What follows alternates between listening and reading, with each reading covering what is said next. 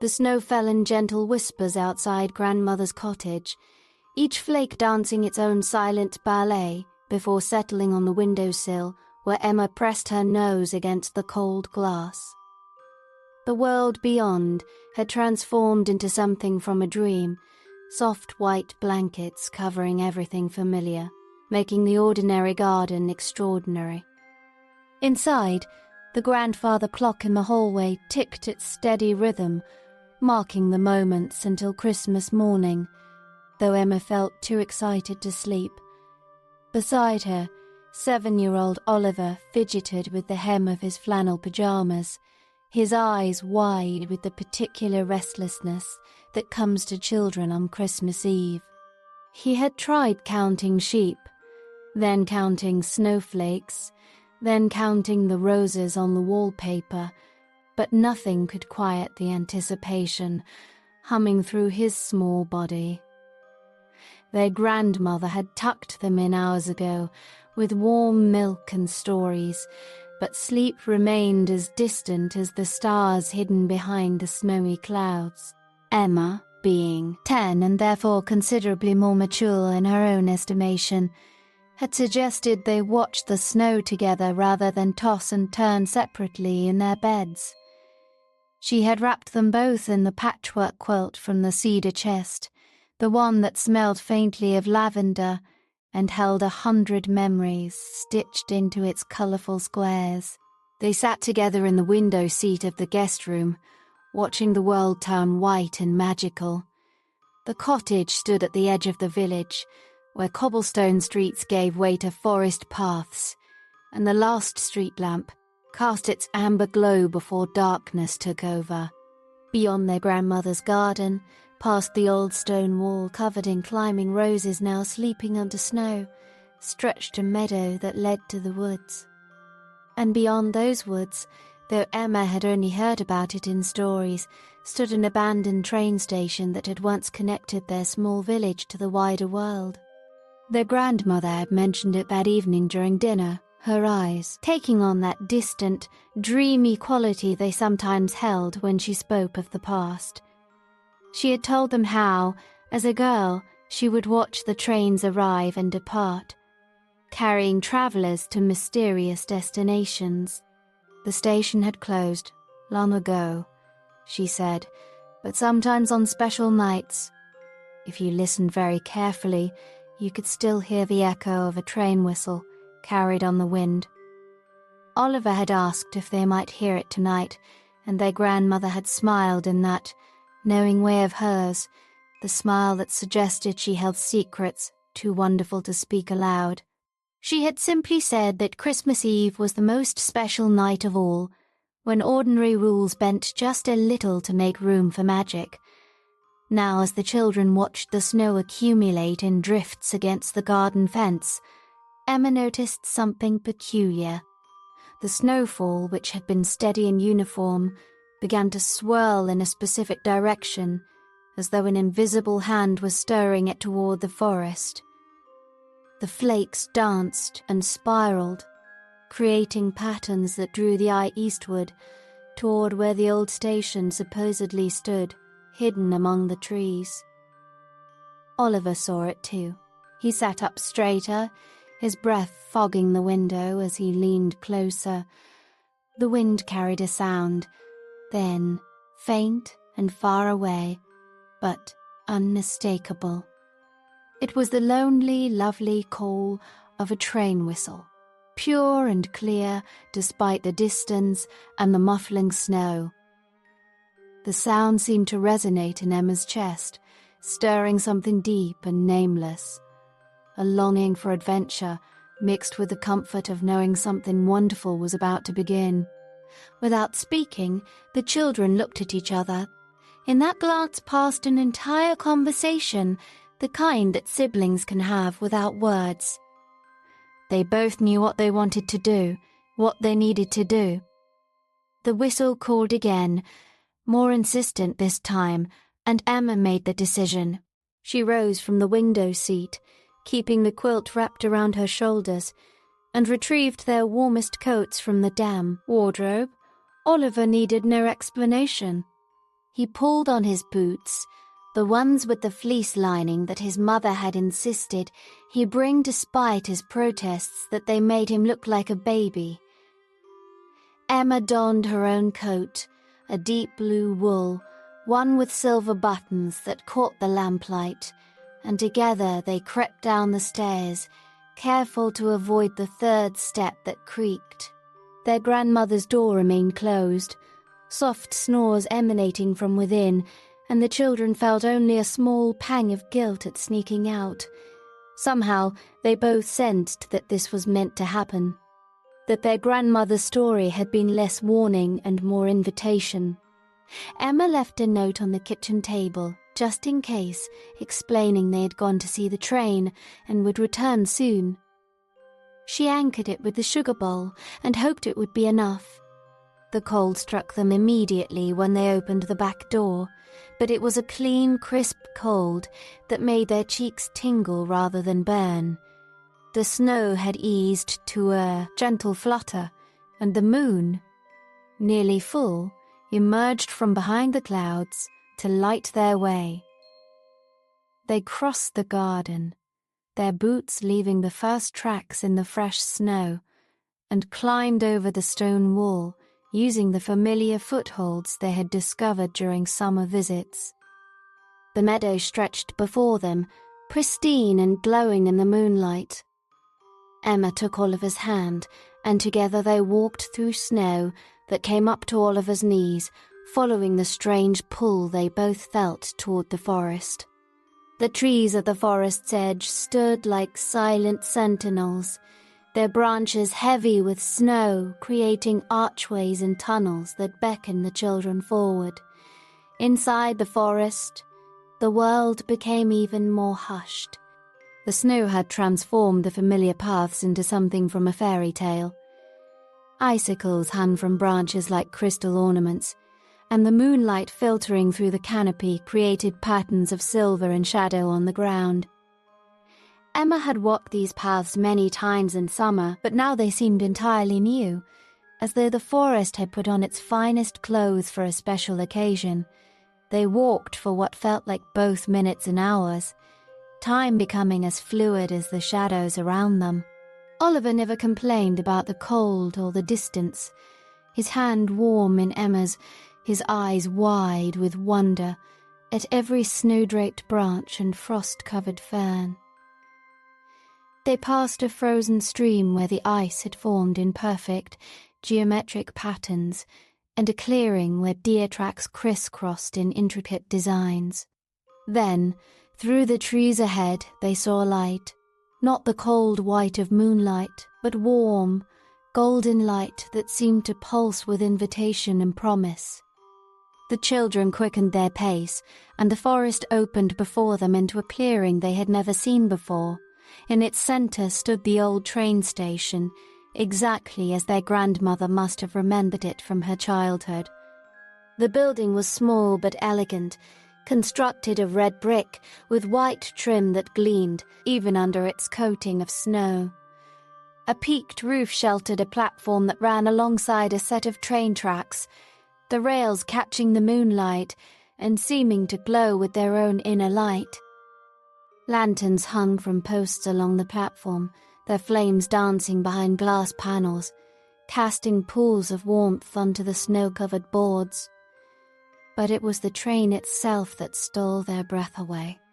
The Polar Christmas Express stood at the platform as though it had been waiting specifically for them, patient and magnificent. The engine was silver, polished to such brilliance that it reflected the moonlight and the lantern glow, creating an aura of luminescence around it.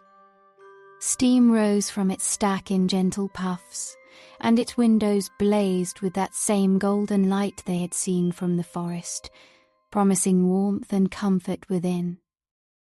The train consisted of 6 cars, each one as beautifully maintained as the engine, with brass fittings that gleamed and woodwork that spoke of careful craftsmanship. Garlands of evergreen decorated the exterior, woven with red berries and silver ribbons that fluttered in the slight breeze. The whole train seemed to hum with quiet energy, a sense of barely contained magic waiting to be released. As Emma and Oliver approached the platform, a figure emerged from the first passenger car. He was tall and slender, dressed in a conductor's uniform of deep forest green with gold buttons and trim. His face was kind, with laugh lines around his eyes, and a gentle smile that immediately put the children at ease. His hair, silver as the train itself, peeked out from beneath his conductor's cap, and when he moved, it was with the grace of someone who had spent a lifetime in service to others. The conductor descended the steps and walked toward them, his boots making soft sounds on the snowy platform. When he reached the children, he removed his cap and bowed slightly, a gesture of respect that made Emma feel suddenly grown up and important. The conductor's eyes twinkled as he looked at them, and Emma noticed they were the exact colour of pine trees in summer. He gestured toward the train with one gloved hand, and the children understood that they were being invited to board. There was something about his presence that made questions unnecessary. They simply knew that this was right, that this was meant to be, that the train had come for them on this special night. As they climbed the steps into the first passenger car, warmth enveloped them like a hug. The interior was even more beautiful than the exterior had promised. The car was decorated in rich, warm tones, burgundy velvet seats, polished wood panelling and brass fixtures that gleamed in the light of small lamps mounted on the walls. The floor was covered in a thick carpet patterned with snowflakes and stars, and the windows were framed with curtains of deep green velvet, tied back with gold cord. But what surprised Emma most were the other passengers. Seated throughout the car were animals, not ordinary animals, but creatures who sat upright in the seats, looking as comfortable and natural as any human traveller might. They turned to look at the children with intelligent, welcoming eyes, and Emma felt no fear, only a sense of rightness and wonder. Near the front of the car sat an Arctic fox, his fur as white as the snow outside, except for the tips of his ears and tail, which were touched with silver. He had been gazing out the window, but now he turned to regard the children with eyes of pale blue that held depths of thought and kindness. Something in his posture suggested patience and wisdom, and Emma found herself drawn to him immediately. Across the aisle sat a rabbit, considerably smaller than the fox, with fur that seemed to shimmer between white and the palest pink in the lamplight. Her ears stood alert, and her nose twitched with excitement as she took in the new arrivals. There was an energy about her, a barely contained enthusiasm that reminded Emma of Oliver on his best days, full of joy and ready for adventure. Perched on the back of one of the seats, looking entirely at home despite the unusual location, was an owl. She was magnificent, with feathers in shades of white and grey that looked impossibly soft. Her eyes, large and golden, observed everything with a calm intelligence that suggested she missed nothing and judged kindly. When she blinked, it was slow and deliberate, and Emma had the sense that this owl had seen many things and understood them all. The conductor, who had followed them into the car, gestured to the animals with obvious affection. He moved to each one, and though he spoke no words aloud, Emma understood somehow that he was introducing them. The Arctic fox was Frost, a name that suited him perfectly. The rabbit was Snowbell, which made her wiggle with delight. And the owl was Luna, a name that carried the weight of moon wisdom and night magic. The animals acknowledged the children with small gestures, Frost with a slight nod, Snowbell with an excited bounce, and Luna with a slow, solemn blink that felt like a blessing. Emma and Oliver found themselves smiling, the strangeness of the situation somehow feeling less strange with each passing moment. This was, after all, Christmas Eve, and if there was ever a night when foxes and rabbits and owls might ride a magical train, surely it was this one. The conductor whom Emma had begun thinking of as Mr. Evergreen, though she did not know why, guided them to seats near the middle of the car. The velvet cushions were incredibly soft, and when the children sank into them, they felt as though they were being embraced. Mr. Evergreen produced blankets from a compartment beneath the seats. Thick, warm blankets in shades of cream and silver that seemed to radiate comfort. He draped one over each child with the care of a parent tucking in their young, and Emma felt the last of the outside cold leave her bones. Oliver, who had been remarkably quiet during all of this, finally found his voice. He asked, in a whisper that seemed appropriate to the magical atmosphere where the train was going. Mr. Evergreen's smile deepened, and he pointed toward the front of the train, then swept his hand in an arc that encompassed everything beyond the windows. His meaning was clear. They were going forward, into wonder, into the night, into whatever magic Christmas Eve had prepared for them. The conductor checked his pocket watch, a beautiful silver piece that hung from a chain, and nodded to himself. He moved to the door of the car and raised his hand. From somewhere ahead, a whistle blew, that same pure, clear note that had called the children from their grandmother's cottage. The train shuddered gently, and then, with a smoothness that seemed impossible for something so large, it began to move. Emma pressed her face to the window, watching as the station slid past, then the clearing, then the forest began to flow by in a stream of snow-laden branches and moonlit shadows. The train moved without the harsh clacking she had expected, instead producing a gentle, rhythmic sound that was almost musical. It was the kind of sound that could lull you to sleep or keep you peacefully awake, depending on what you needed. Oliver snuggled deeper into his blanket, his eyes already growing heavy despite his excitement. Emma wrapped an arm around him, and he leaned against her shoulder, warm and content. Across the aisle, Snowbell had curled into a small ball on her seat, her nose tucked under her tail, already drifting towards sleep. Frost remained at his window, watching the passing scenery with that patient, thoughtful expression, and Luna had closed her eyes. Though Emma sensed the owl was not sleeping, but rather resting in that aware way birds have. The train carried them deeper into the forest, and Emma watched as the trees grew taller and more magnificent, their branches creating a canopy overhead that turned the tracks into a tunnel of winter wonder. Snow continued to fall, but here it seemed to fall in slow motion, each flake visible and distinct, as though time itself had slowed to let them appreciate every moment. Through the windows, Emma began to notice other magical details. Small lights flickered among the trees. Not fireflies, for it was far too cold, but something else. Something that might have been fairies, or might have been the reflection of starlight on ice, or might have been pure magic made visible. She saw families of deer moving through the forest, their movements graceful and unhurried, and they turned to watch the train pass with eyes that held no fear, only curiosity and perhaps recognition. The train crossed a bridge over a frozen river, and Emma looked down to see the ice had formed in patterns that looked almost like writing, as though the river was trying to tell them something in a language older than words.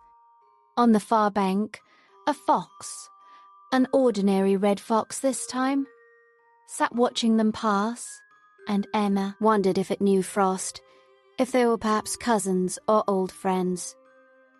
Mr. Albert. Evergreen moved through the car with a grace that suggested he could walk these aisles in his sleep. He adjusted blankets, checked that everyone was comfortable, and though he never spoke, his presence was reassuring and kind. When he passed Emma's seat, he paused and looked at her with those pine-green eyes, and she felt he was telling her something important, that she was safe, that this journey was a gift, that everything would be exactly as it should be. The rhythm of the train was hypnotic, a gentle rocking that matched the beating of Emma's heart. She felt herself relaxing in a way she rarely did, all the small worries and concerns of everyday life falling away like the snow falling outside. Oliver's breathing had deepened into sleep, and she was glad he was resting, glad he was here with her on this impossible, wonderful adventure. Frost turned from his window and looked at Emma. In his pale blue eyes, she saw understanding and something like friendship. He seemed to be inviting her to join him in his observation, to learn the art of patient watching, of being present in each moment, without rushing toward the next. Emma found herself returning his gaze, and in that exchange, something passed between them. A connection, a promise of friendship, a shared appreciation for the magic unfolding around them. Luna opened her golden eyes and regarded Emma with that wise, ancient look that owls have perfected over millennia. The owl seemed to be saying that there was much to learn on this journey, that the destination mattered less than the travelling, that wonder was everywhere if one only knew how to look. Emma felt herself nodding, understanding without words what Luna was teaching her. Even Snowbell, drowsy as she was, lifted her head and looked at Emma with such pure joy that the girl couldn't help but smile. The rabbit's enthusiasm was infectious, a reminder that excitement and rest could coexist, that anticipation was itself a kind of happiness. The train continued its journey through the forest, and Emma settled back into her seat, pulling her blanket closer and keeping Oliver warm against her side. Through the window, the world had become a moving painting of winter beauty, trees and snow and moonlight blending into something that existed between dream and reality. She thought about their grandmother, probably still sleeping peacefully in her cottage, and wondered if she had known this would happen. Had she taken this same journey once, long ago? Was that why she had told them about the station? Why her eyes had held that particular gleam?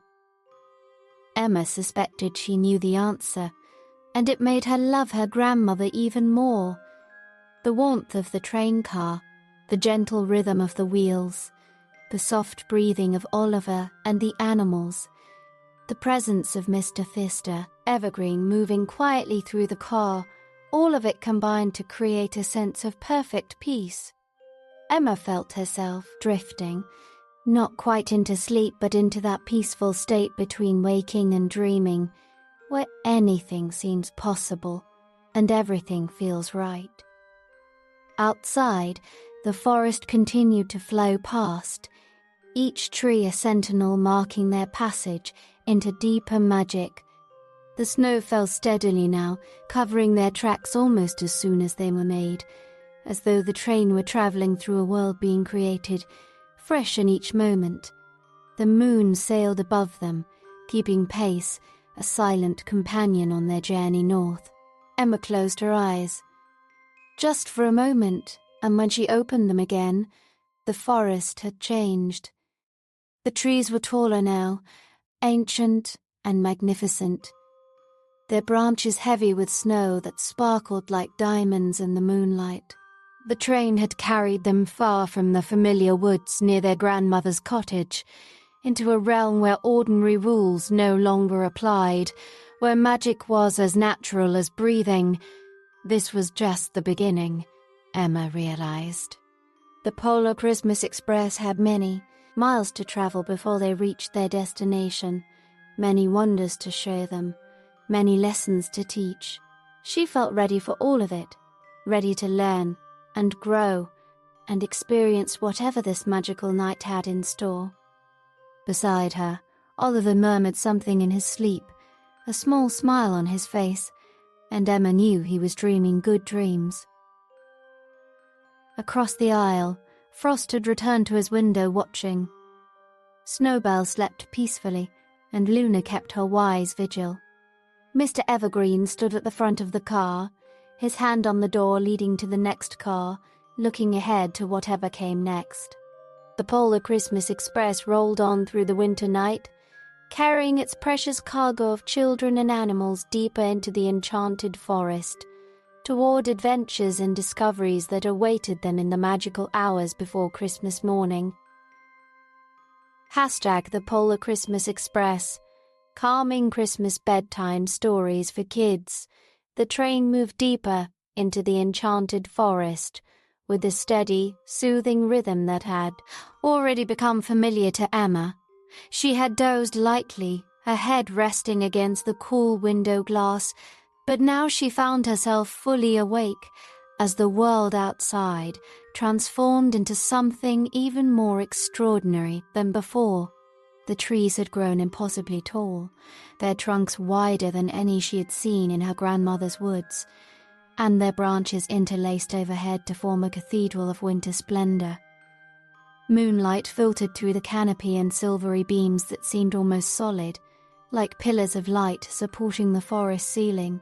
Where these beams touched the snow-covered branches, the ice crystals caught and refracted the light, creating cascades of tiny rainbows that danced and shimmered with every slight movement of air. It was as though the forest had been decorated with millions of crystal chandeliers, each one more intricate and beautiful than anything human hands could create. Oliver stirred beside her, his eyes fluttering open, and Emma watched as wonder spread across his face. He sat up slowly, careful not to disturb the warm blanket tucked around them, and pressed both hands against the window. His breath created small circles of fog on the glass, which he wiped away impatiently, not wanting to miss a single moment of the spectacle outside. The train rounded a gentle curve, and the forest opened slightly, revealing a frozen pond that reflected the moonlight like a mirror. On its surface, patterns of frost had formed in elaborate spirals and walls, nature's own artwork displayed for anyone patient enough to observe. Emma noticed Frost, the Arctic fox, watching the pond with particular intensity, his blue eyes tracking something she couldn't quite see at first. Then she saw them deer, an entire family moving along the far edge of the pond. There was a magnificent stag with antlers that seemed to catch the moonlight and hold it, a doe who moved with liquid grace, and 3 fawns who stayed close to their mother, their spotted coats still visible despite the winter season. They walked without hurry, pausing occasionally to lower their heads and browse on whatever vegetation they could find beneath the snow, completely at peace in their frozen world. Mr. Evergreen appeared beside Emma's seat, and though he made no sound, his presence drew her attention. He gestured toward the front of the car, then toward a door she hadn't noticed before, one that led to the next car forward. His meaning was clear. There was more to see, more to experience, and he was inviting them to explore. Emma gently shook Oliver fully awake and helped him fold his blanket. Across the aisle, Snowbell had already bounced to her feet, her pink-tinged ears alert with excitement. The children followed Mr. Evergreen through the door, with Frost padding silently behind them, and Luna gliding overhead, her wings making no sound as she flew through the doorway. Snowbell hopped along beside Oliver, her enthusiasm evident in every spring of her powerful back legs. The next car took Emma's breath away. It was a dining car, but unlike any dining car that existed on ordinary trains. The space was warm and inviting, with tables set along both sides of the aisle, each one covered with a cloth of deep burgundy and set with gleaming silver and delicate china. But it was the windows that made this car special. They were larger than in the passenger car, extending nearly from floor to ceiling, offering an unobstructed view of the magical forest flowing past on both sides. Soft music played from somewhere Emma couldn't identify, a gentle melody that seemed to be composed of wind chimes and distant bells, of snow falling on pine needles and ice forming on still water. It was music that didn't demand attention, but rather enhanced the peaceful atmosphere, like a soundtrack to the wonder unfolding around them. At the far end of the car, a counter held an array of refreshments that made Oliver gasp with delight. There were silver urns that steamed gently, giving off the rich, comforting aroma of hot chocolate. Platters held cookies in every shape imaginable, stars and trees, snowflakes and bells, each one decorated with careful artistry. There were small sandwiches cut into triangles, bowls of fruit that somehow looked summer fresh despite the winter season, and delicate pastries that gleamed with sugar crystals. But what struck Emma most was the pace of everything. There was no rush, no sense of hurry or urgency. Mr. Evergreen moved to the counter and began preparing cups of hot chocolate with movements that were deliberate and mindful, as though the act of pouring the steaming liquid was itself a form of meditation. He added marshmallows that bobbed on the surface like tiny clouds and a sprinkle of cinnamon that created swirls of spice-scented steam. He brought cups to Emma and Oliver, then prepared smaller portions in delicate bowls for the animals. Frost lapped at his with obvious appreciation, while Snowbell's nose twitched with joy as she sampled hers. Luna, perched on the back of a chair, received a special mixture that Mr. Sender Evergreen had prepared just for her, something that smelled of honey and herbs. Emma took a sip of her hot chocolate and felt warmth spread through her entire body. It wasn't just the temperature of the drink, though that was perfect. Hot enough to warm, but not so hot as to burn. There was something else in it, something that tasted of comfort and home, of Christmas mornings and grandmother's hugs, of every good memory she had ever made, wrapped up in a single cup. Mr. Evergreen gestured for them to sit at one of the tables by the window, and they settled in, the children on one side and Frost on the seat across from them. Snowbell hopped up beside Oliver, while Luna maintained her perch on the chair back, her golden eyes watching everything with that calm, knowing gaze. Outside, the forest continued its endless display of winter magic. The train had slowed slightly. Emma noticed as though Mr. Evergreen wanted to ensure they didn't miss anything. They passed through a grove where every branch was laden with snow so perfectly that it looked as though someone had carefully placed each handful. The trees stood in rows like soldiers at attention, proud and beautiful in their winter uniforms. Frost shifted in his seat, drawing Emma's attention. The Arctic fox looked at her with those pale blue eyes, and Emma felt as though he was trying to communicate something important. She watched as he turned his gaze back to the window, his posture relaxed, but attentive, completely present in the moment. He wasn't fidgeting or looking ahead to what might come next. He was simply existing fully in this exact moment, appreciating what was before him without rushing past it. Emma understood. This was a lesson in patience, in the art of observation, in being present. In her regular life, she was always thinking about the next thing, the next class, the next activity, the next item on her to-do list. But here, on the Polar Christmas Express, there was nowhere to rush to, nothing to hurry toward. There was only this moment, this cup of hot chocolate, this view of the enchanted forest, this feeling of peace and contentment. She settled back in her seat and tried to emulate Frost's patient watching. At first, her mind wanted to wander. to think about what might come next on their journey, to wonder about their destination. But gradually, as she focused on the scene outside the window, her thoughts quieted. She began to notice details she would have missed in her usual hurry, the way individual snowflakes caught on branches before melting, the subtle differences in the shades of white and silver in the moonlit forest, the patterns created by shadows on the snow. A family of deer appeared, moving parallel to the train. The stag led the way, his antlers majestic against the dark trees. Behind him came the doe, her movements graceful and unhurried, and the fawns followed, occasionally bounding ahead in small bursts of playful energy, before returning to their mother's side.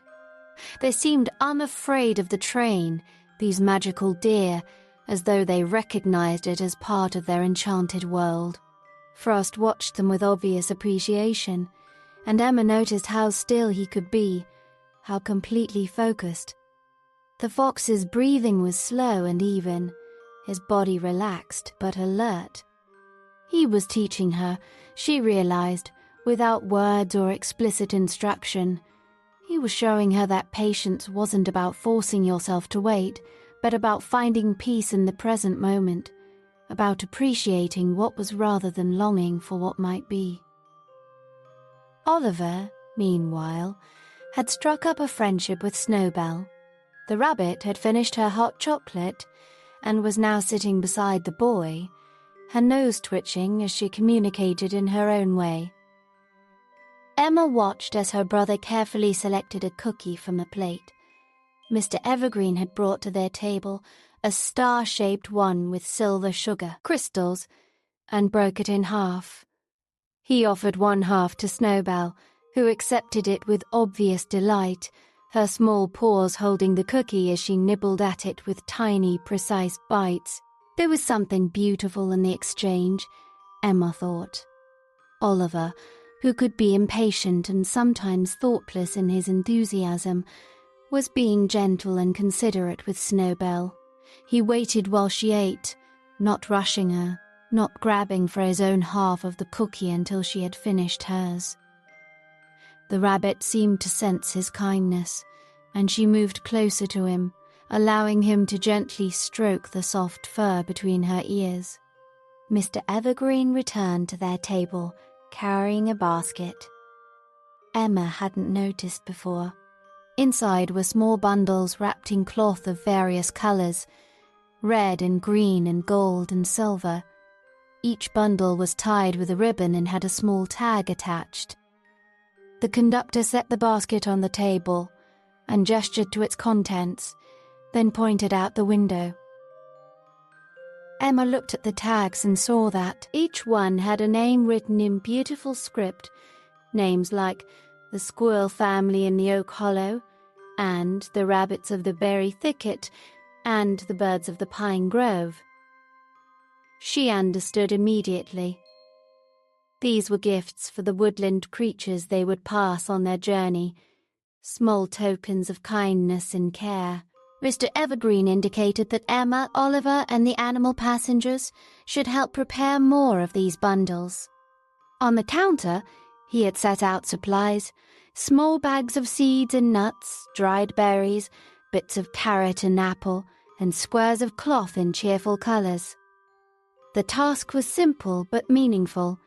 Fill the cloth with good things, tie it with a ribbon, and attach a tag with the recipient's name. Oliver's eyes lit up with excitement, but Emma noticed how Snowbell gently nudged him, as though reminding him to approach the task with care rather than haste. The boy took a deep breath and nodded, understanding. He selected a square of green cloth and began carefully choosing items to place in it: a handful of seeds, some dried berries, a piece of apple. His movements were deliberate, thoughtful, and Emma felt proud of him. She began preparing her own bundle, choosing a red cloth and filling it with items she thought a squirrel family might enjoy. As she worked, she felt a deep sense of satisfaction. This wasn't about grand gestures or expensive gifts. It was about taking the time to think of others, to prepare something with care, to give without expecting anything in return. The act of creating these small gifts was itself a gift, she realized. It filled her with warmth and joy. Frost watched them work, his expression approving, and even Luna seemed to nod her great head in satisfaction. Snowbell helped Oliver tie his ribbons, her small paws surprisingly dexterous, and together they created bundle after bundle, each one a small package of kindness ready to be delivered. As they worked, the train made its first stop since leaving the station. Emma looked up to see. They had arrived at a small clearing where a massive oak tree stood, its branches spreading wide despite their burden of snow. In the trunk, she could see the dark opening of a hollow, and as she watched, a squirrel emerged, followed by another, and then several smaller ones. A family, just as the tag had indicated. Mr. Evergreen took one of the bundles, the green one Oliver had prepared, and opened the door of the dining car. Cold air rushed in, crisp and clean, and he stepped out onto a small platform. He walked to the edge of the clearing and placed the bundle at the base of the oak tree, then returned to the train. The squirrels waited until he was safely back inside before scampering down to investigate their gift. Emma watched as they opened it, their tiny paws working at the ribbon, and saw their excitement when they discovered the treasures inside. The train began moving again, and they continued their work, preparing more bundles. Each time they passed a place where woodland creatures lived, the train would slow or stop, and Mr. Evergreen would deliver a gift. They left bundles for rabbit families in berry thickets, for birds in pine groves, for deer families in meadow edges. Each delivery was made with care and respect, and each time Emma felt her heart grow a little warmer. Oliver was completely absorbed in the task, his earlier restlessness transformed into focused attention. Snowbell stayed close to him, and Emma realized the rabbit was teaching her brother something important. That kindness required patience, that giving was most meaningful when done with care and thought, that rushing through acts of generosity diminished them. Luna, from her perch, watched over all of them with her wise golden eyes. Occasionally she would hoot softly, a sound that seemed to carry approval and encouragement. Emma found herself looking to the owl frequently, drawing strength and calm from her presence. Luna represented something important, she thought. The value of quiet observation, of watching and learning before acting, of wisdom that came from patience and attention. The forest outside grew even more spectacular as they travelled deeper into the night. They passed through a section where the trees were so tall their tops disappeared into darkness above, and the moonlight created shafts of silver that looked like staircases leading to the stars. Ice formations hung from branches in elaborate chandeliers, and when the train's movement caused them to sway, they chimed like bells, adding their music to the gentle melody that still played throughout the car. They crossed another bridge, this one spanning a gorge, where a frozen waterfall created a sculpture of ice that caught the moonlight and threw it back in 1,000 directions. Emma gasped at the beauty of it, and even Frost seemed moved, his tail swishing gently as he took in the sight. The train slowed to a crawl, allowing them to fully appreciate the natural wonder, and Emma felt grateful for the unhurried pace that made such appreciation possible. As they continued preparing gift bundles, Mr. Archange, Evergreen brought them more hot chocolate and a plate of cookies to share. The children and animals gathered around the table, and Emma felt a sense of community and connection that was rare and precious. They were all different. 2 human children, an Arctic fox, a rabbit, an owl, and a mysterious conductor. But in this moment, on this magical train, they were a family of sorts, united in their purpose of spreading kindness through the winter forest. Oliver leaned against Emma's shoulder, tired but happy, and Snowbell curled up in his lap, her pink-tinged ears drooping with contentment. Frost remained at his post by the window, ever watchful, ever patient, and Luna's eyes had taken on a soft glow in the lamplight of the dining car. Through the windows, Emma saw they were approaching a village. It appeared gradually, first as distant lights twinkling between the trees, then as structures that became clearer as they drew near. The train slowed as it entered the outskirts, and Emma pressed her face to the window to see better. The village was small and perfect, like something from a storybook. Cottages with steep, snow-covered roofs lined cobblestone streets, and every window glowed with warm light. Smoke rose from chimneys in lazy spirals, and the streets were decorated with garlands of evergreen and ribbons that fluttered in the gentle breeze. In the center of the village stood a square with a tall Christmas tree, its branches laden with ornaments that caught the light and sparkled. The train came to a complete stop at a small platform on the edge of the village square. Mr. Bichel, Evergreen gestured for them to look out the windows, and Emma saw that people were gathering in the square. They wore coats and scarves in cheerful colours, and they carried lanterns that added to the warm glow of the scene. As Emma watched, they began to sing. The carol they chose was one Emma knew, a gentle song about peace and goodwill, but she had never heard it sung quite like this. The voices blended in perfect harmony, soft and sweet, with no one trying to stand out or sing louder than the others. It was a communal effort, a gift of music offered to the night and to anyone who might be listening. The sound drifted through the closed windows of the train, muffled but still beautiful, and Emma felt tears prick her eyes at the simple loveliness of it. Mr. Evergreen opened the door of the dining car, and the music became clearer, filling the space with its gentle beauty. He stepped out onto the platform, and after a moment's hesitation, Emma and Oliver followed, with their animal friends close behind. The cold air was a shock after the warmth of the train, but it was a clean, invigorating cold that made Emma feel more awake and alive. The villagers noticed them and smiled, welcoming them with nods and waves, but not interrupting their song. Emma and Oliver stood on the platform, listening, and gradually they began to sing along, their voices joining the chorus. Frost sat at Emma's feet, his white fur almost glowing in the lantern light, while Snowbell nestled against Oliver's legs. Luna had perched on the platform railing, her presence adding a touch of wild magic to the peaceful scene.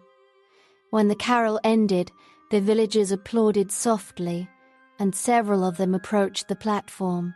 They carried baskets and bags, and Emma saw they contained gifts.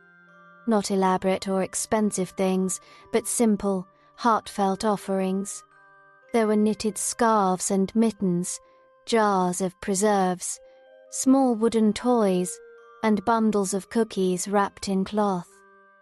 Mr. Evergreen accepted these gifts with gracious nods, and Emma understood that this was an exchange. The train brought magic and wonder to the village, and the villagers offered their own gifts in return, tokens of appreciation and kindness, made with their own hands and given from their hearts. But then something even more beautiful happened. The villagers began giving gifts to each other. A woman handed a jar of preserves to her neighbour, who in turn gave her a knitted scarf. A man offered wooden toys to children who weren't his own, and parents exchanged knowing smiles as they watched their little ones' delight. It was a spontaneous outpouring of generosity, inspired perhaps by the presence of the magical train, or perhaps simply by the spirit of the season and the joy of giving. Emma felt Oliver tug on her sleeve, and she looked down to see him holding one of the gift bundles they had prepared. He was looking at a small girl in the crowd, perhaps 5 years old, who was watching Snowbell with wide, wondering eyes. Oliver walked over to the girl and offered her the bundle, explaining in his earnest way that it was filled with good things for the birds and squirrels near her home, and that giving it to them would make them happy. The little girl accepted the gift with a smile that lit up her entire face, and her mother placed her hand on Oliver's shoulder in thanks. Emma felt her heart swell with pride for her brother. He was learning, she realized, the lessons that this magical night was meant to teach, that giving brought its own joy, that kindness created warmth even in the coldest winter, that small acts of generosity could ripple outward in unexpected ways. Emma found herself approaching an elderly woman who stood slightly apart from the crowd, watching the scene with a gentle smile. On impulse, Emma offered her one of the bundles she had prepared, and the woman's eyes filled with tears as she accepted it. She pulled Emma into a brief hug, and though no words were spoken, Emma felt the woman's gratitude and blessing. The villagers began another carol, and this time everyone joined in, the train passengers, the villagers, even Mr. Evergreen, whose voice was a rich baritone that anchored the melody. They sang together under the stars, their breath creating clouds of mist in the cold air, their voices blending in harmony, and Emma felt part of something larger than herself, connected to all these people and animals through the simple act of sharing music and joy. When the carol ended, Mr. Simple Day. Evergreen checked his pocket watch and indicated it was time to continue their journey. The villagers waved goodbye, calling out blessings and good wishes, and Emma and Oliver climbed back aboard the train with their animal companions.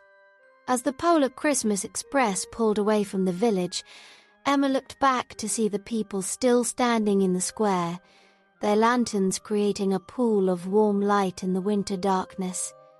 Back in the dining car, they settled at their table by the window, and Mr. settled at their table. Evergreen brought them fresh hot chocolate and a plate of the cookies the villagers had given them. Emma took a sip and tasted not just chocolate and marshmallow, but also the warmth of community, the sweetness of shared joy, the comfort of knowing that kindness existed in the world, and that she could be part of spreading it. Oliver was already drowsy again, the excitement and cold air having tired him out. Snowbell had curled up beside him, and he stroked her soft fur with gentle rhythmic movements. Emma wrapped her arm around him, and he leaned into her, his eyes already closing. Frost remained at his window, watching the forest flow past, and Emma joined him in his patient observation. The trees had changed again, becoming even more ancient and majestic, their branches creating patterns against the star-filled sky. The moon had risen higher, and its light painted everything in shades of silver and shadow. Luna hooted softly, a sound of contentment and approval, and Emma looked up to meet the owl's golden gaze. In those wise eyes she saw reflected all the lessons of the evening: patience from Frost, kindness from Snowbell, wisdom from Luna herself, and generosity from the villagers. These weren't lessons taught through lectures or rules, but through example and experience, through living them in real moments. The train carried them onward through the enchanted forest, and Emma felt changed by what she had witnessed and participated in. She had learned that patience wasn't about waiting reluctantly for something to happen, but about finding peace and meaning in the present moment. She had learned that kindness didn't require grand gestures, but rather thoughtful attention to the needs of others. She had learned that giving created its own warmth, that generosity was its own reward, that the joy on someone else's face when they received an unexpected gift was worth more than any treasure. The forest outside grew quieter, deeper, more mysterious. They passed through groves of trees so old they seemed to remember the beginning of the world, and clearings where the snow lay untouched and perfect. The train's gentle rhythm continued a heartbeat of comfort and safety, carrying them forward into whatever wonders the night still held. Emma finished her hot chocolate and set the cup down gently. Oliver had fallen asleep against her shoulder, his breathing deep and even, and Snowbell slept in his lap. Frost finally turned from his window and met Emma's eyes, and in that moment she felt a connection with the Arctic fox that transcended words. They understood each other, she and this patient, wise creature, and she knew that whatever came next on their journey, they would face it together.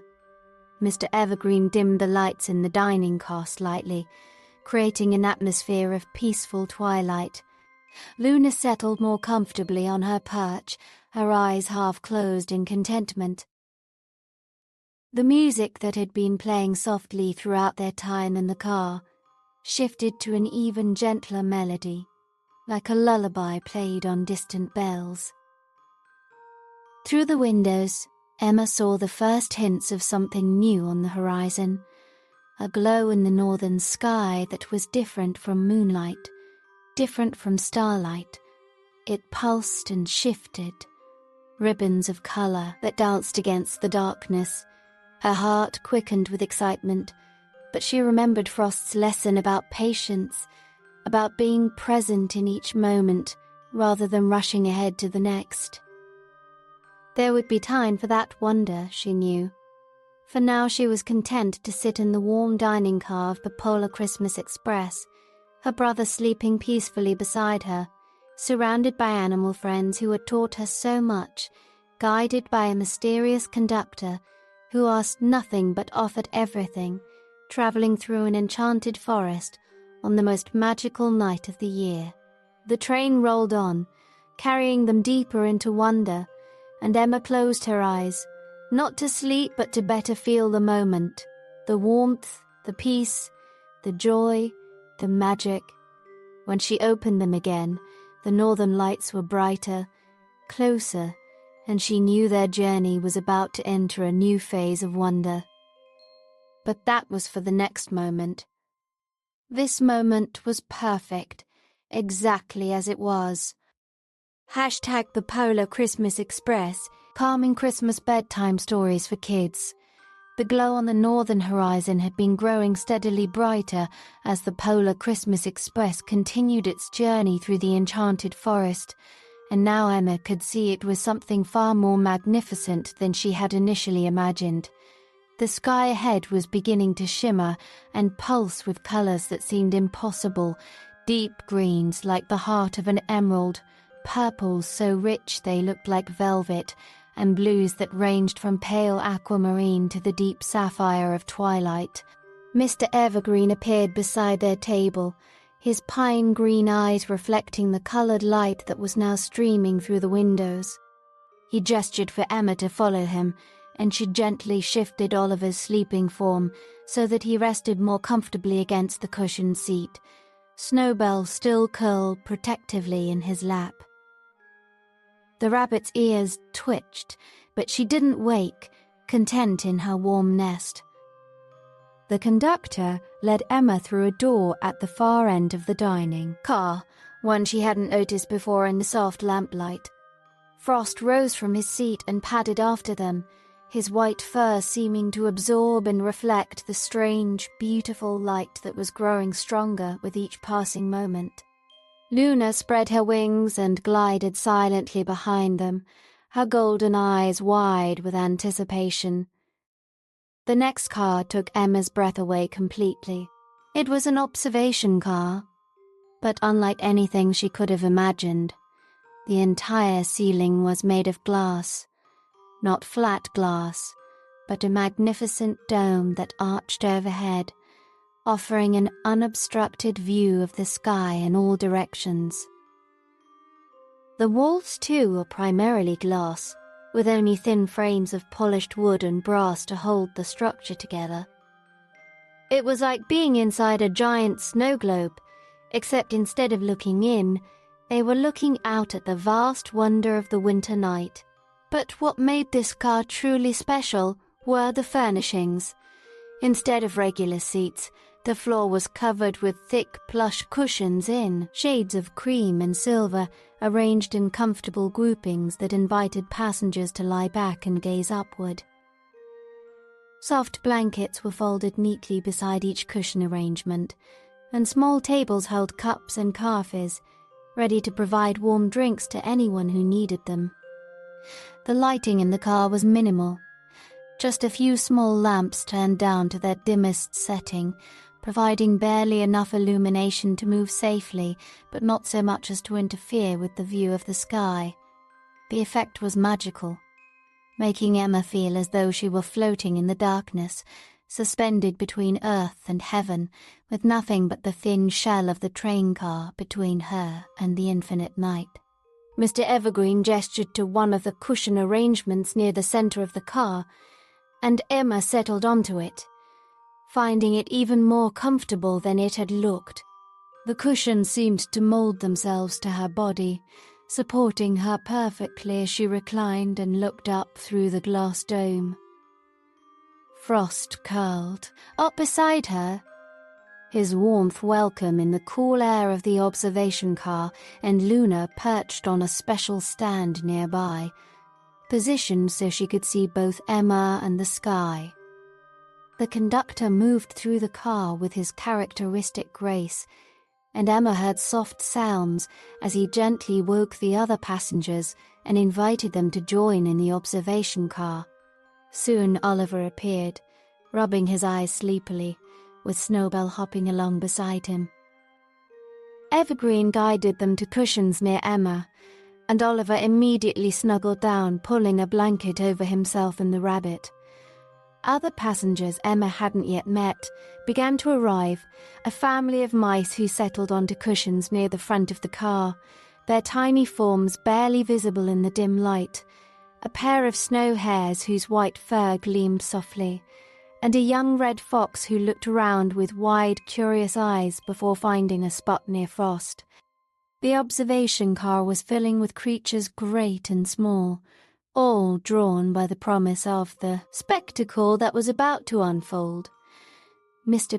Evergreen ensured everyone was comfortable, distributing blankets and warm drinks, more hot chocolate for the children, and special preparations for each of the animals. When everyone was settled, he dimmed the few remaining lamps until the car was lit only by the glow from outside and the faint luminescence of the moon and stars.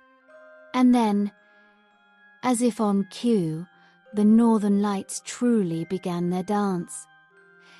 Emma had seen pictures of the aurora borealis in books at school, but no photograph could have prepared her for the reality of witnessing this phenomenon with her own eyes. The sky erupted in waves of color that moved and flowed like silk scarves caught in an invisible wind. Ribbons of green light stretched across the darkness, pulsing and shimmering, growing brighter and then fading, only to surge again with renewed intensity. The green was joined by purple, deep and royal, that wove between the emerald bands like a complementary thread in an elaborate tapestry. Then came blue, not just one shade but dozens, from the palest ice blue to rich azure to deep indigo that was almost black. The colors didn't simply sit in the sky. They moved, they danced, they swirled and spiraled in patterns that seemed almost alive. Emma felt tears sliding down her cheeks, though she couldn't have said whether they were tears of joy or awe or simply the overwhelming beauty of what she was witnessing. Beside her, she heard Oliver's soft gasp of wonder, and when she glanced at him, she saw his face illuminated by the colored light, his eyes reflecting the dancing aurora, his mouth slightly open in amazement. The train had slowed to an almost imperceptible crawl. Mr. Selden, almost imperceptible crawl. Evergreen clearly wanting to give his passengers as much time as possible to appreciate this natural wonder. Through the glass dome, Emma could see the lights stretching from horizon to horizon, a celestial performance that made her feel simultaneously very small and deeply connected to something vast and magnificent. Frost shifted beside her, and Emma looked down to see the Arctic fox gazing upward with an expression of peaceful contentment. His blue eyes reflected the green and purple lights, and Emma realized that for Frost, who came from the far north, these lights were perhaps not strange or unusual, but rather a familiar comfort, a reminder of home. Yet even he seemed moved by their beauty, his usual patient watching transformed into something deeper, a kind of reverence. Luna hooted softly, a sound that seemed to harmonize with the silent music of the lights above. The owl's golden eyes had taken on an otherworldly glow, and Emma remembered that owls were creatures of the night, at home in darkness, able to see things that daylight creatures missed. Perhaps Luna understood the aurora in ways Emma never could, saw patterns and meanings in the dancing lights that were invisible to human eyes. Mr. Bistadiades. Evergreen's voice broke the awed silence, and Emma was surprised to hear him speak for the first time. His voice was warm and gentle, with a quality that reminded her of wind moving through pine trees, of snow falling on a quiet night, of all the peaceful sounds of winter combined into speech. He told them that the Northern Lights had many names in many languages, but all of them spoke of wonder and magic. Some people believed they were the spirits of ancestors dancing in the sky, celebrating and watching over those they had left behind. Others thought they were bridges between worlds, pathways that connected Earth to heaven, the mortal to the divine. Scientists had explanations involving solar winds and magnetic fields, particles colliding in the upper atmosphere, but even scientific understanding couldn't diminish the sense of awe these lights inspired. Mr. Evergreen explained that the aurora was nature's way of celebrating wonder itself, a reminder that the universe was full of beauty that existed for no other reason than to be beautiful. The lights asked nothing of those who watched them. They didn't need to be understood or explained or captured. They simply were, dancing their eternal dance, indifferent to whether anyone witnessed them or not, yet somehow more magnificent when appreciated by wondering eyes. He told them that on special nights like this one, when the aurora was particularly strong, it was said that wishes made beneath the dancing lights had a way of coming true, not in the way of fairy tales, where wishes granted material things, but in deeper ways. Wishes for peace, for understanding, for connection, for the strength to be kind. These were the wishes the aurora heard and honored. As Mr. Evergreen spoke, Emma found herself making such a wish, though she kept it silent in her heart.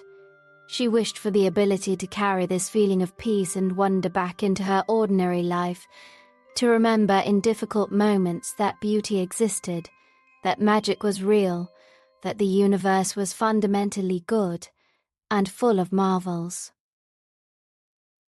The conductor invited each of them to share, if they wished, something they were grateful for. His voice made it clear that this was an invitation, not a requirement.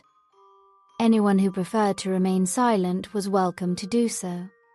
But there was something about the atmosphere in the observation car, the sense of safety and acceptance, that made sharing feel natural rather than forced.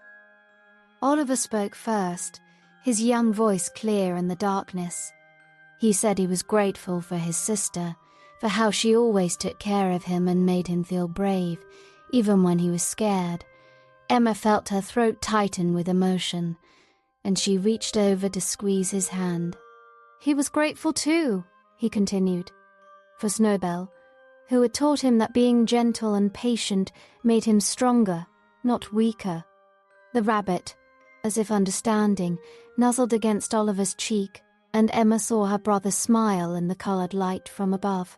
One of the mice spoke next, her voice tiny, but carrying clearly in the hushed car. She was grateful for her family, for the warmth of their nest, for the seeds and grains that sustained them through the winter. She was grateful for the train that had allowed her to see wonders she never could have imagined from her small corner of the forest. The young red fox said he was grateful for Frost, who had shown him that being different, being red in a world that expected white, was not something to hide but something to celebrate. He was grateful for the journey that had brought him to this moment, lying on soft cushions, watching the sky dance, surrounded by friends he hadn't known existed a few hours ago.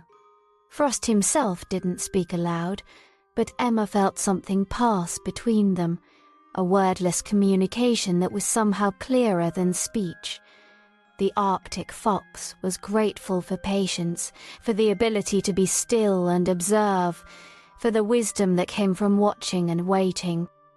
He was grateful for the forest and the snow, for the long northern nights and the brief, brilliant summers. He was grateful for this moment, this exact moment, and for the ability to be fully present in it.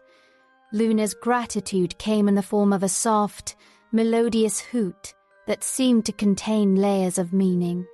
Emma understood, somehow, that the owl was grateful for the night itself, for darkness that was not empty but full, for the ability to see what others missed, for the wisdom that came with age and observation. Luna was grateful for the young ones she could guide, for the opportunity to share what she had learned, for the cycle of seasons and the eternal dance of light and dark. When it came to Emma's turn, she found herself speaking from a place deeper than conscious thought. She was grateful for this journey, for the magic that had called her and Oliver from their grandmother's cottage into this impossible, wonderful adventure. She was grateful for the lessons she had learned. Patience from Frost, kindness from Snowbell, wisdom from Luna. She was grateful for her brother, for his open heart and his capacity for joy. She was grateful for the northern lights dancing above them, for the reminder that beauty existed in the world, that wonder was real, that magic happened to those who believed in it. As she spoke, the aurora seemed to intensify, the colours growing richer and more vibrant, the movements becoming more elaborate. Curtains of light swept across the sky, folding and unfolding like enormous flags caught in a cosmic wind. Spirals formed and dissolved, and for a moment Emma could have sworn she saw shapes in the lights. Dancing figures, perhaps, or the outlines of great birds with wings spread wide. Evergreen spoke again, his voice weaving through the darkness like another thread in the tapestry of the moment. He told them that what they were witnessing was rare and precious, a gift from the universe to anyone patient enough to watch, open enough to receive. He said that the aurora taught an important lesson, that some of the most beautiful things in life couldn't be rushed or forced or captured. They could only be experienced in the moment, with an open heart and wondering eyes. The train continued its slow progress through the forest, and now Emma noticed that they were passing a series of frozen lakes. The ice on these lakes was perfectly smooth and clear, polished by wind and cold into surfaces that reflected like mirrors. As the train moved alongside them, Emma saw that each lake reflected the aurora above, creating the illusion that the dancing lights existed both in the sky and beneath the earth, that they were traveling through a tunnel of pure magic. The effect was dizzying and beautiful. Above them, the real aurora danced in all its glory. Below, reflected in the frozen lakes, another aurora moved in perfect synchronization, creating a symmetry that seemed to fold the world in on itself. Emma felt as though she was suspended in space, surrounded on all sides by dancing light, unmoored from ordinary reality, and floating in a realm where only beauty and wonder existed. Oliver had gone very still beside her, and when Emma looked at him, she saw something remarkable. Her brother, who was usually in constant motion, who fidgeted and bounced and could rarely sit still for more than a few minutes, was lying completely motionless on his cushions, his eyes fixed on the sky above, his face peaceful and serene. Snowbell rested on his chest, rising and falling with his slow, deep breaths, and the rabbit too was still, her usual energetic nature calmed by the majesty of the moment. Emma realized this was another lesson, perhaps the most important one of the night. Oliver was learning that being still didn't mean being bored, that quiet observation could be its own form of excitement, that some experiences required you to stop moving, stop talking, stop doing and simply be. In a world that constantly demanded action and noise and stimulation, the ability to be present and still was a rare and valuable gift. The aurora continued its dance, and Emma lost track of time. Minutes might have passed, or hours. It was impossible to tell, and it didn't matter. The train moved through the landscape of frozen lakes and snow-covered forests, and above them, the sky performed its ancient eternal show.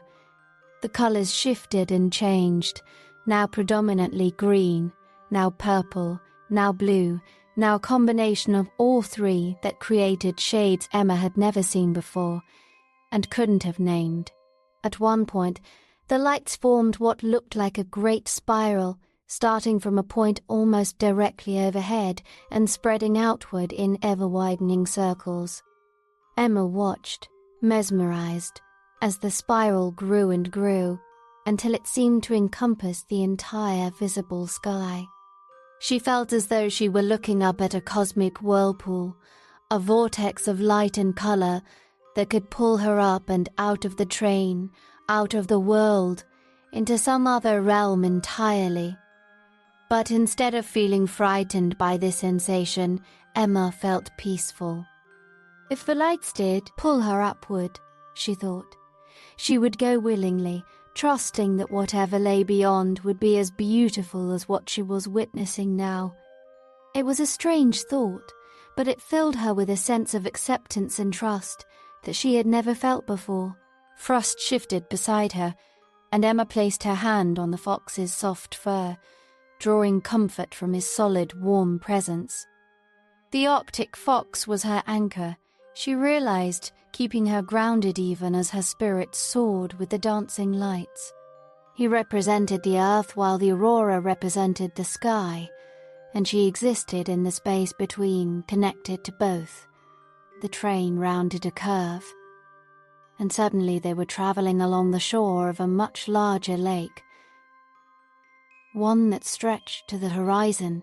The ice here was even more perfect than on the smaller lakes, and the reflection of the aurora was so clear and detailed that Emma truly couldn't tell where the real lights ended and the reflection began. It was as though they were traveling through a tunnel made entirely of colored light, with the aurora above and below, and the darkness of the forest on either side. Mr. Stight? Evergreen moved through the car, checking on his passengers, ensuring everyone was warm and comfortable. He paused beside Emma and Oliver, and though he said nothing, Emma felt his approval and his pleasure that they were appreciating this gift he had brought them to witness. The conductor's presence was reassuring, a reminder that they were safe, that they were cared for, that this magical journey was being guided by someone who understood its importance. Luna hooted again, And this time her call was answered by other owls in the forest. Emma heard their voices carrying through the cold night air, a conversation in a language she couldn't understand but somehow appreciated. The owls were sharing the news of the aurora, perhaps, or simply acknowledging each other's presence in the darkness. Their calls added another layer to the experience, a reminder that the magic they were witnessing was part of the natural world, not separate from it. The young red fox who had spoken earlier about being grateful for frost moved closer to the Arctic fox, and Emma watched as the two animals touched noses in a gesture of friendship and understanding. The red fox's coat looked almost orange in the green light of the aurora, while Frost's white fur took on shades of emerald and purple. They were so different, these two foxes, yet, in this moment, those differences seemed beautiful, rather than divisive. Emma thought about her own life, about the way she sometimes felt different from other children her age, about the times she had wished she could be more like everyone else. But watching the two foxes, seeing how their differences complemented each other rather than dividing them, she began to understand that being different was not a flaw to be corrected, but a gift to be celebrated. The aurora began to shift again, the colours changing from the greens and purples that had dominated to softer shades, pale pinks and gentle yellows, colours that reminded Emma of sunrise, even though it was still deep night. These softer hues were no less beautiful than the more dramatic colours that had come before. They were simply different, offering a different kind of beauty, a different quality of wonder. Mr. Evergreen spoke again, his voice barely above a whisper, explaining that the aurora was beginning to fade, that their time with the dancing lights was drawing to a close. But he assured them that what they had witnessed would stay with them forever, that the memory of this night would be a gift they could return to whenever they needed to remember that magic was real and beauty existed in the world. As if in farewell, the aurora performed one final spectacular display. The lights surged upward from the horizon, creating pillars of colour that looked like enormous curtains being drawn across the sky. They rippled and waved, growing brighter and more intense, and for a moment the entire sky was ablaze with colour. Green and purple and blue and pink and yellow, all swirling together in a cosmic celebration. Then, gradually, the lights began to fade. The colours grew paler, less intense, and the movements slowed. The pillars of light dissolved into wisps and ribbons, and these too faded, until only the faintest glow remained on the northern horizon. The stars, which had been outshone by the aurora, began to emerge again, reclaiming their place in the night sky. Emma felt a sense of loss as the lights faded, but also a deep satisfaction. She had witnessed something rare and beautiful, something that most people never got to see. She had been present for it, fully present, not distracted or thinking about other things, but completely absorbed in the moment. And she had shared it with people and animals she cared about, which made the experience even more precious. Oliver sat up slowly, as if emerging from a dream. His face was peaceful, his eyes clear and calm in a way Emma had rarely seen. Snowball stretched in his lap, and he stroked her gently, his movements unhurried and tender. Emma realized that her brother had changed during their time in the observation car. The restlessness that usually characterized him had been replaced by a kind of centered calm, a peace that came from learning to be still. Mr. Evergreen began to raise the lights in the car gradually, not wanting to shock anyone's eyes after the darkness. As the soft illumination returned, Emma looked around at the other passengers. Every face, human and animal alike, wore an expression of wonder and contentment. They had all been touched by what they had witnessed, all changed in small but significant ways. The mice family huddled together, their tiny paws clasped, their eyes still reflecting the memory of the lights. The snow hares sat close to each other, their white fur now visible again in the lamplight. The young red fox remained near Frost, and Emma saw that friendship had been forged between them during their shared experience of the aurora.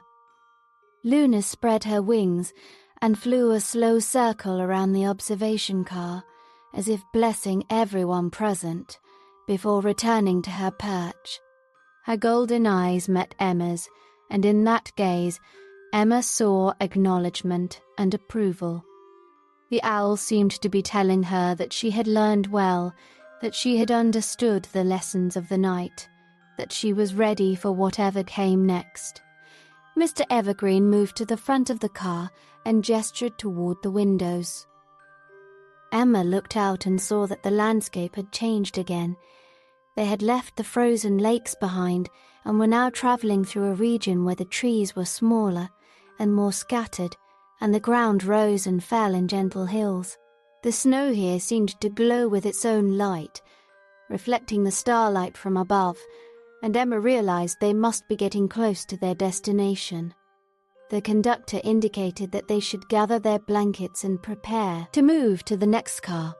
The observation car had served its purpose, giving them a space to witness the aurora and to share their gratitude and wonder. Now it was time to continue their journey, to move forward toward whatever awaited them at the North Pole. Emma helped Oliver fold his blanket, and together they made their way toward the door at the far end of the car. Frost and Snowbell walked with them, the fox's patient presence and the rabbit's gentle energy flanking them like guardians. Luna flew ahead, leading the way, her wings silent in the enclosed space. Before leaving the observation car, Emma paused and looked back through the glass dome one more time. The stars shone brilliantly now, undimmed by the aurora, each one a point of light in the vast darkness. She thought about how many stars there were, how many worlds might exist around those distant suns, how vast and mysterious the universe was. And yet, for a few precious hours, she had felt connected to it all, part of something infinite and beautiful. She turned and followed the others through the door, carrying with her the memory of dancing lights and starlit skies, of lessons learned and friendships forged, of wonder witnessed and gratitude shared. The Polar Christmas Express moved forward through the night, bearing its passengers toward their destination, but Emma knew now that the journey itself was the destination, that every moment of this magical night was a gift to be treasured. As they entered the next car, Emma felt different than she had when the night began. She felt calmer, more centered, more aware of the beauty that existed in every moment if she only took the time to notice it. She had learned to be patient, like Frost, to be kind like Snowbell, to be wise like Luna. She had learned that being still was not the same as being bored, that quiet observation could reveal wonders that rushed activity would miss. And most importantly, she had learned that magic was real, not the magic of spells and wands, but the magic of wonder and connection, of beauty witnessed and gratitude shared, of moments when the ordinary world fell away and revealed the extraordinary that had been there all along, waiting to be noticed by anyone patient enough to look. The train rolled on through the winter night, carrying them toward the North Pole and whatever wonders awaited them there. But Emma knew that no matter what came next, nothing could diminish what she had already experienced. The dancing lights and starlit skies had given her a gift that would last forever. The knowledge that wonder existed in the world, that beauty was real, that magic happened to those who believed in it and were present enough to receive it. This should be the Polar Christmas Express, calming Christmas bedtime stories for kids. The first hint of dawn was touching the eastern horizon when Emma noticed the landscape beginning to change once more. The scattered trees and rolling hills they had been passing through gradually gave way to something entirely different, a vast open expanse, where the snow seemed to glow with an inner luminescence, as though it had absorbed all the starlight and moonlight of the night and was now releasing it in a gentle, steady radiance. The Polar Christmas Express had been climbing steadily for the past hour, though so gradually that Emma had barely noticed. Now, as she looked out the windows of the passenger car where they had returned after leaving the observation dome, she could see they were travelling across a high plateau. The air here seemed different, clearer, crisper, filled with a quality that made everything appear sharper and more defined. Oliver had awakened fully from his peaceful rest, and he pressed his face against the window with renewed energy, though Emma noticed it was a different kind of energy than his usual restlessness. This was focused excitement, anticipation tempered with the patience he had learned during their journey. Snowbell sat in his lap, her pink-tinged ears alert and twitching, sensing that something significant was approaching. Frost had moved to stand beside Emma's seat, his blue eyes fixed on the horizon ahead.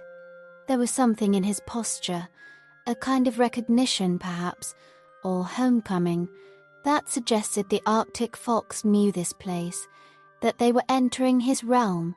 Luna perched on the seat back behind them, her golden eyes unblinking as she observed the changing landscape with her characteristic wisdom. Mr. Evergreen moved through the car with his usual grace, but Emma detected a new quality in his movements. A sense of arrival, of purpose fulfilled. He paused beside each passenger, ensuring they were ready for what came next, his pine-green eyes warm with anticipation and pleasure. When he reached Emma and Oliver, he smiled in a way that made Emma feel both excited and completely safe. The train began to slow, and through the windows Emma saw structures emerging from the snowy landscape. But these were not the towering factories and busy workshops of the North Pole legends she had heard. Instead, what appeared before them was a village, small, peaceful, and so perfectly integrated into the landscape that it seemed to have grown there naturally, like the trees and the snow itself. The buildings were constructed of wood and stone, their roofs steep and covered with thick layers of snow that sparkled in the pre-dawn light.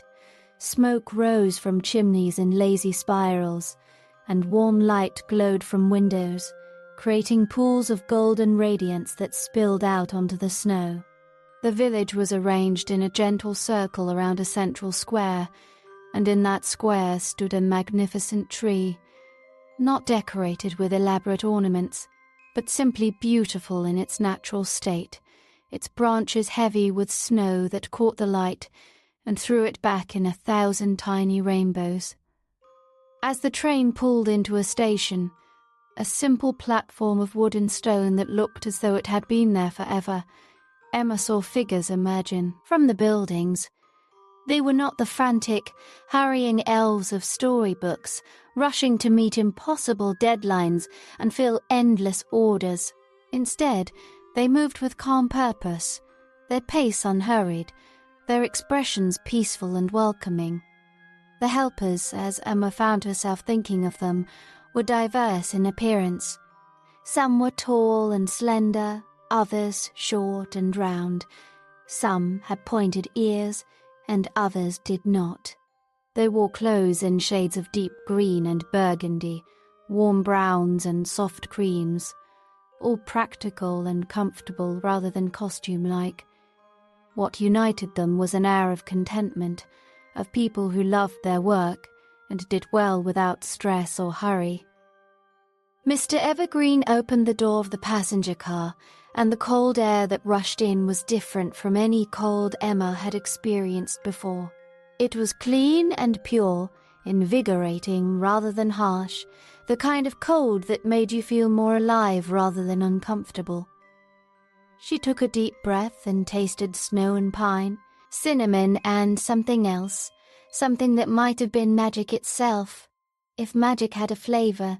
The conductor descended first, and Emma watched as the helpers greeted him with obvious affection and respect. They clasped his hands, smiled warmly, and though Emma couldn't hear their words, she could see the genuine connection between them. This was a community, she realized, not a factory. These were people who cared for each other, who worked together not out of obligation, but out of shared purpose and joy. Emma and Oliver followed Mr. Raiser, Evergreen onto the platform with their animal companions close behind. The other passengers from the train, the mice family, the snow hares, the young red fox, also emerged, all of them gazing around with wonder at this peaceful village that existed at the top of the world. One of the helpers approached them. A woman with silver hair braided in an intricate pattern and eyes the color of winter sky. She knelt down to be at eye level with Oliver, and her smile was so warm and genuine that the boy immediately smiled back. She spoke in a voice like wind chimes, welcoming them to the North Pole and explaining that they were honored guests, that everything here was theirs to explore and experience. Another helper, a man with a beard as white as frost's fur and laugh lines deeply etched around his eyes, gestured toward the village. He explained that while they were certainly welcome to rest if they were tired, there were also activities they might enjoy participating in if they wished, but he emphasized that there was no pressure, no schedule to keep, no expectations to meet. They could do as much or as little as they liked, at whatever pace felt comfortable. Emma felt something release in her chest, a tension she hadn't even known she was carrying. In her regular life there were always schedules and deadlines, always expectations and requirements. But here, in this magical place, there was only invitation and possibility, the freedom to choose without pressure or judgment. The silver-haired woman led them into the village, and as they walked along paths of packed snow, Emma noticed the details that made this place special. The buildings were beautiful but not ostentatious, decorated with simple carvings of animals and trees, stars and snowflakes. Gardens slept beneath the snow, marked by small signs that indicated what would grow there in summer: herbs and flowers, vegetables and berries. They passed a workshop with large windows, and Emma looked inside to see helpers working at various tasks. Some were carving wood, their hands moving with practiced skill, but without haste. Others were sewing, their needles flashing in the lamplight as they created garments and soft toys. Still, others were painting, adding colors and details to wooden figures with careful attention. What struck Emma most was the atmosphere in the workshop. There was no frantic energy, no sense of deadline pressure or stress. The helpers worked steadily and calmly, often pausing to admire their work or to help a colleague with a difficult task. They talked and laughed quietly, creating an environment of peaceful productivity that Emma had never experienced before. The woman explained that this was the heart of their work, creating gifts that would bring joy to children around the world. But she emphasized that the best gifts were made with care and attention, not with speed and stress. Each item they created was made thoughtfully, with consideration for the child who would receive it, with love woven into every stitch and carved into every line. Oliver asked in his direct way where Santa was. The woman smiled and explained that Santa, or Father Christmas, or whatever name one preferred, was not a single person, but rather a spirit of generosity and kindness that lived in all of them. Every helper here embodied that spirit, working not for recognition or reward, but simply because giving brought its own joy. She led them to a smaller building that smelled of sugar and spices, warmth and comfort, Inside, they found a kitchen where several helpers were decorating cookies. The cookies were already baked, simple shapes of stars and trees, bells and snowflakes, and now they were being decorated with icing in soft colors and edible glitter that caught the light. The helpers welcomed Emma and Oliver to join them, and soon the children found themselves seated at a long wooden table, surrounded by bowls of icing and small tools for decorating. Frost settled at Emma's feet, while Snowbell hopped onto the table beside Oliver, careful not to disturb any of the supplies. Luna perched on a beam overhead, watching with her wise, golden eyes. A helper with kind eyes and flour-dusted hands showed them how to pipe icing onto the cookies, how to add just enough glitter to make them sparkle without overwhelming them, how to create simple designs that were beautiful in their unpretentiousness. Emma picked up a star-shaped cookie and began to decorate it, and as she worked, she felt a deep sense of peace settle over her. There was something meditative about the task, something that required just enough attention to quiet her busy mind, but not so much that it became stressful. She focused on creating a simple pattern of white icing along the edges of the star, then added a few strategic dots of silver glitter. The result was not perfect. The lines were slightly wobbly, and the glitter wasn't evenly distributed, but it was beautiful in its imperfection, made with care and attention. Oliver worked beside her, his tongue poking out slightly in concentration as he decorated a tree-shaped cookie. Snowbell watched with interest, and occasionally the rabbit would gently tap Oliver's hand with her paw, as if reminding him to slow down, to breathe, to enjoy the process rather than rushing toward completion. Emma saw her brother pause, take a breath, and then continue with more deliberate movements, and she felt proud of how much he had learned during their journey. The helpers worked alongside them, creating their own decorated cookies while sharing stories in quiet voices. They spoke of past Christmases, of children whose faces had lit up with joy upon receiving a special gift, of the satisfaction that came from knowing their work brought happiness to others. But they also emphasized that the joy was in the making, not just in the giving, that the act of creating something with care and attention was itself a gift, one they gave to themselves. After they had decorated several cookies each, another helper invited them to a different room in the same building. Here they found tables covered with materials for making ornaments, wooden shapes waiting to be painted, felt and fabric for sewing, beads and ribbons for stringing. There were also small cards and pens for writing notes. The helper explained that each gift they prepared would include a small ornament and a note. The ornament was something the recipient could keep and treasure, a reminder of the magic of Christmas. The note was an opportunity to share a kind word, a wish for happiness, a reminder that someone cared. These small additions transformed a simple gift into something more meaningful, something that spoke to the heart as well as bringing joy to the hands. Emma selected a wooden snowflake that had been cut from pale wood and sanded smooth. She chose paints in shades of blue and silver and began to carefully add color to the delicate shape. As she painted, she thought about who might receive this ornament, what child might hang it on their tree year after year, what memories it might hold for them. She painted with care, wanting to create something beautiful and lasting. Beside her, Oliver was working with felt and thread, creating a small star with the help of one of the helpers. His stitches were large and uneven, but the helper praised his effort and showed him how each imperfect stitch added character to that piece. Emma watched as her brother's face lit up with pride, and she understood another lesson this place was teaching.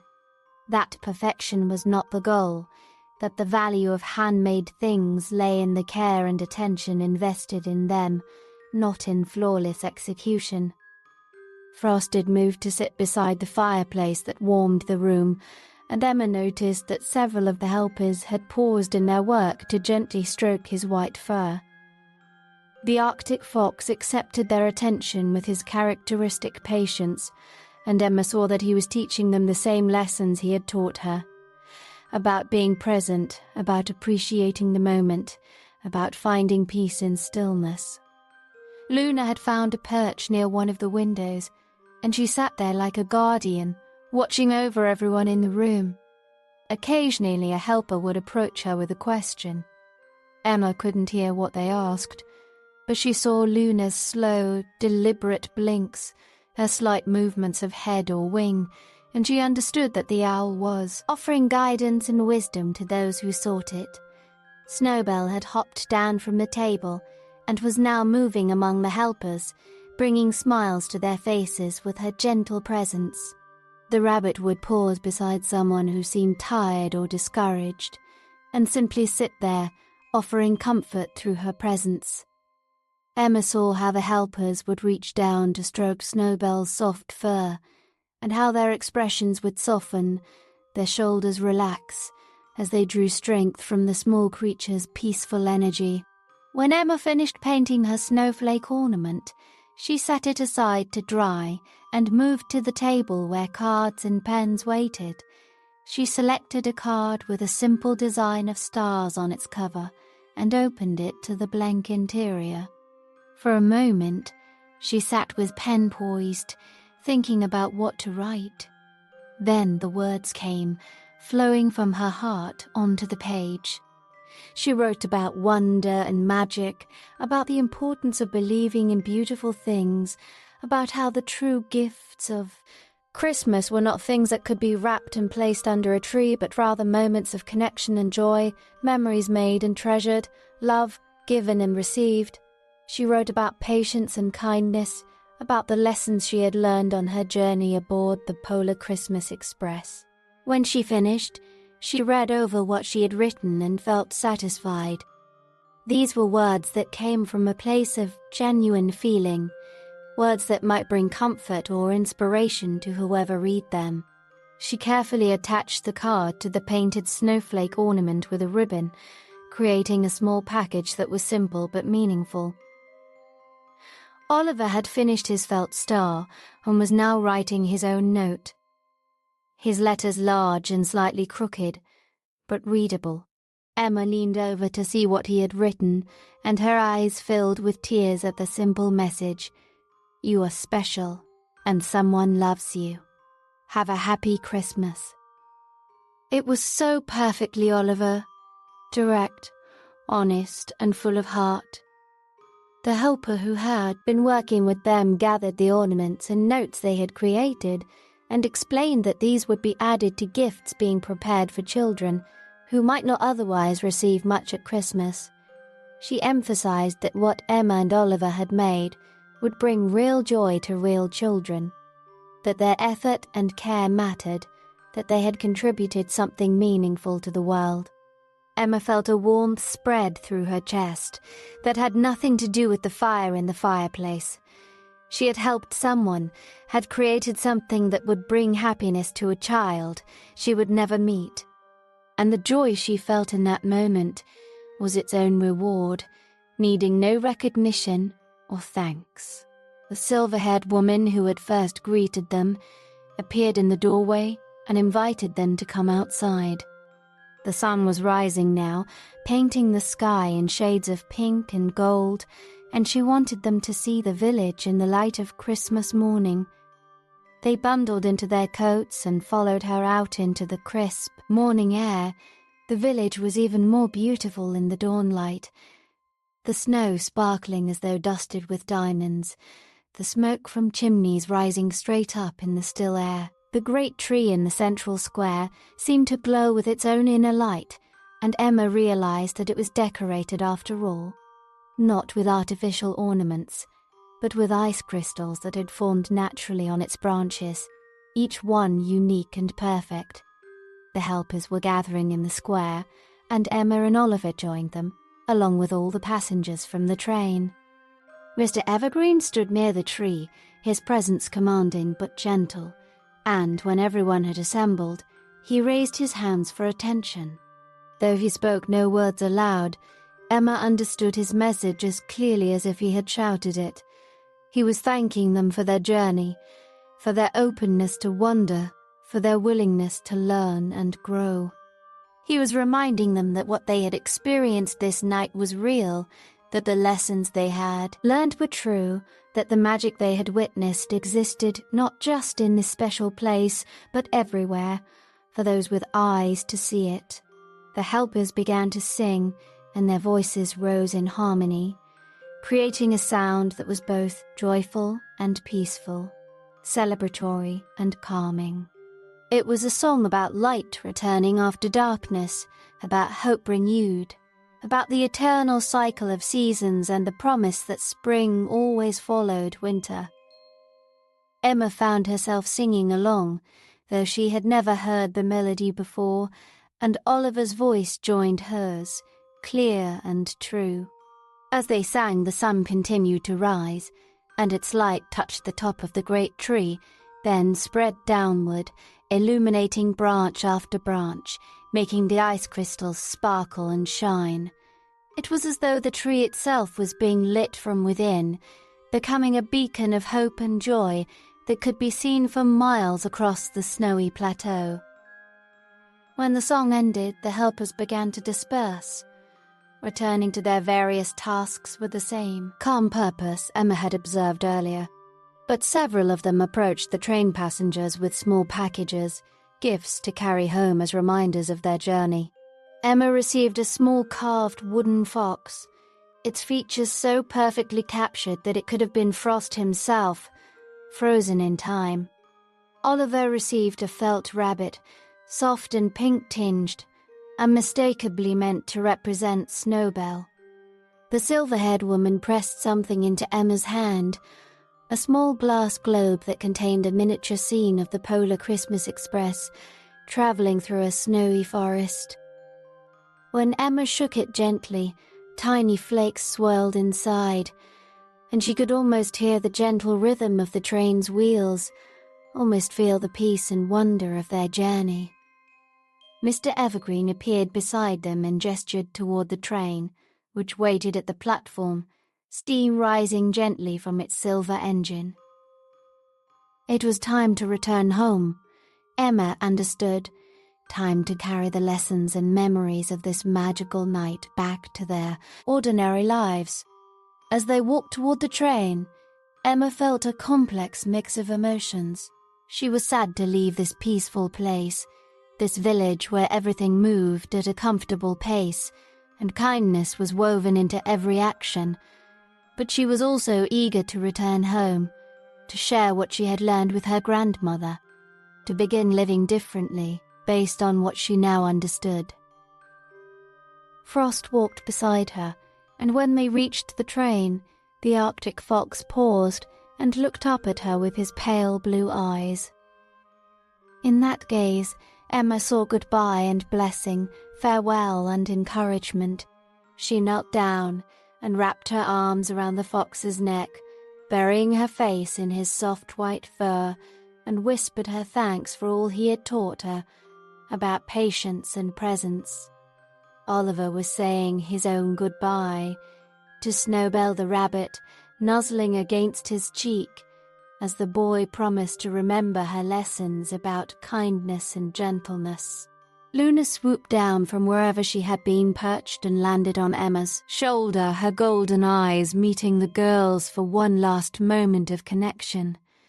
Emma felt the owl's wisdom settle into her heart, a gift she would carry forever. They boarded the train, and Mr. Evergreen ensured they were settled comfortably in their seats, blankets wrapped around them, warm drinks waiting on the small table. As the train began to move, pulling away from the village, Emma pressed her face to the window and watched the helpers waving goodbye, watched the great tree growing smaller in the distance, watched the peaceful village fade into the snowy landscape. The journey home seemed to pass more quickly than the journey north had, though Emma suspected this was because she spent much of it in a peaceful doze, her head resting against the window, her hand clutching the carved wooden fox. She dreamed of dancing lights and starlit skies, of frozen forests and kind helpers, of lessons learned and friendships forged. When she woke, they were pulling into the station near her grandmother's cottage. The sun was fully up now, Christmas morning in all its glory, and through the trees Emma could see the familiar shape of the cottage, smoke rising from its chimney, warm light glowing from its windows. Mr. Evergreen helped them from the train, and as Emma stood on the platform, she turned back for one last look at the Polar Christmas Express. The silver engine gleamed in the morning light, and the windows still glowed with that warm, golden radiance. She wanted to memorize every detail, to hold this image in her mind forever. The conductor tipped his hat to them, his pine-green eyes twinkling with affection and approval. Then he climbed aboard, and the train began to move, pulling away from the station, disappearing into the forest. Emma and Oliver stood watching until even the sound of its whistle had faded into silence. They walked through the snowy forest, following the path back to their grandmother's cottage, and Emma noticed that their footprints from the night before were still visible, leading away from the cottage toward the station. But there were no returning footprints. She realized, as though they had walked one direction through time and were now returning through another. Their grandmother was awake when they entered through the back door, standing in the kitchen in her dressing gown, the note Emma had left still on the table beneath the sugar bowl. She looked at them with eyes that held no surprise, only love and understanding, and Emma knew that her grandmother had taken this same journey once, long ago, that she had ridden the Polar Christmas Express and learned its lessons and carried them through her life. The old woman pulled them both into a hug, and Emma breathed in the familiar scent of lavender and home, feeling the circle complete. They had journeyed far and witnessed wonders, but they had returned safely, changed but whole, carrying gifts that had nothing to do with packages or ribbons. Later, after they had changed into warm clothes and gathered around the breakfast table, Emma and Oliver tried to tell their grandmother about their adventure, but they found that words were inadequate to capture what they had experienced. How could they explain the patience they had learned from Frost, the kindness from Snowbell, the wisdom from Luna?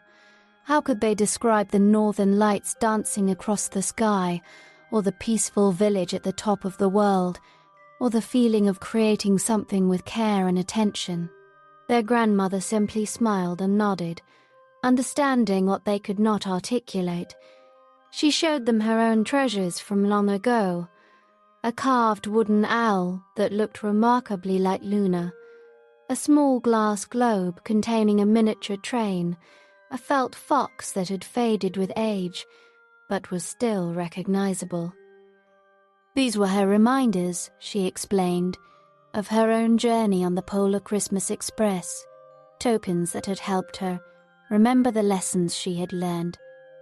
As Christmas Day unfolded, Emma found herself moving differently, thinking differently, being differently. When Oliver grew excited and started to rush through opening presents, she gently reminded him to slow down, to appreciate each gift, to be present in the moment. When their grandmother needed help preparing Christmas dinner, Emma approached each task with patience and care, finding joy in the doing rather than rushing toward completion.